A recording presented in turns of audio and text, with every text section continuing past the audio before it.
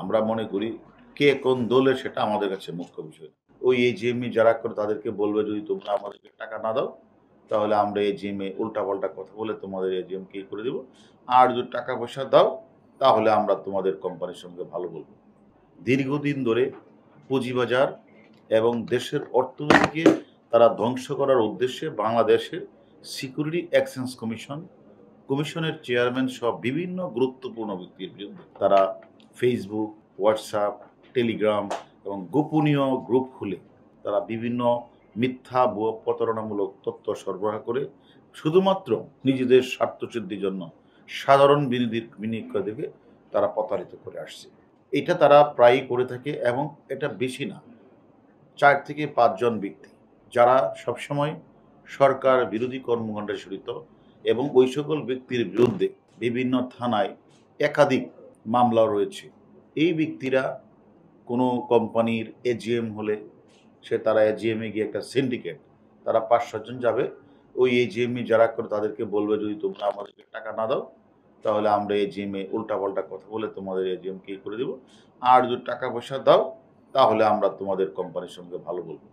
অথবা লিস্টেড কোম্পানির যদি কোনো কোম্পানির শেয়ারের বাজারে বা আইপিওতে আসতে চায় সেখানেও তারা ওদেরকে গিয়ে আগেই থ্রেট করে আবার এখানেই আসো থ্রেট করে। এরকমভাবে তারা চাঁদাবাজি করে আসছিল। এই সকল চক্রের বিরুদ্ধে পুঁজিবাজার নিয়ন্ত্রক সংস্থা Bangladesh security exchange commission Ramna থানা তারা একটা মামলা দায়ের করে। আমরা ঢাকা মেট্রোপলিটন ডিবির সাইবার টিম সাউথ তাদের দল সবাই মিলে তারা তদন্ত করে ৩ জনকে গ্রেপ্তার করে, যারা অনলাইন এবং সামাজিক যোগাযোগ মাধ্যম ব্যবহার করে পুঁজিবাজারের নিয়ন্ত্রণকারী সংস্থা এবং বিভিন্ন শেয়ারের দাম নিয়ে কারসাজি করে এবং গুজব রটনা করে। দীর্ঘদিন যাবৎ কোনো সময় সিকিউরিটি এক্সচেঞ্জ কমিশন ওই সিকিউরিটি এক্সচেঞ্জ কমিশনের চেয়ারম্যানের বিরুদ্ধে তারা নানা ধরনের আপত্তিকর তথ্য, যেটা সাইবার সিকিউরিটি আইনের লঙ্ঘন এবং তাদের বিরুদ্ধে মামলা হওয়ার মতো ঘটনা তারা প্রায়ই করে আসছে। এবং তাদের একটা গ্রুপ আছে, তারা তাদের যখন বিরুদ্ধে যদি কোনো ব্যবস্থা কেউ কথা বলে তারা সাথে সাথে ওই সকল চক্র সাথে নিয়ে তারা রাস্তায় নেমে যায়। আমরা তদন্ত করে তাদের ৩ জনকে গ্রেপ্তার করেছি। এর মধ্যে একজনের নাম হলো আমির হোসেন, নূর নুরানি ছদ্মবেশ নাম ধারণ করে। তার নামে বিস্ফোরক আইন এবং বিশেষ ক্ষমতা আইনে তার নামে ১১টি মামলা আছে।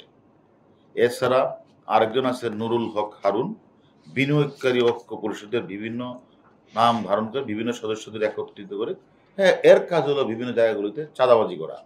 তার সাথে কয়েকজন লোক থাকে এবং তারা বিভিন্ন জায়গাগুলিতে গিয়ে তারা ওই জ্ঞানী ব্যক্তি সেজে তারা তারা তার পোস্টটার নাম হচ্ছে বাংলাদেশ পুঁজিবাজার বিনিয়োগকারী ঐক্য পরিষদের সহসভাপতি, এটা নাম ধারণ করে সে বিভিন্ন কোম্পানির কাছে চাঁদাবাজি করে।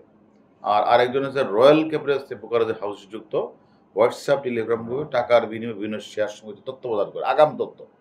সে যদি মনে হয় তার সাথে ওই কোম্পানির ভালো যোগাযোগ থাকে তখন সে তার হোয়াটসঅ্যাপ তারপরে বিভিন্ন তার যে ওই যোগাযোগ মাধ্যমে এটাকে খুব ভালো বলে যে ওইটা খুব ভালো কোম্পানি।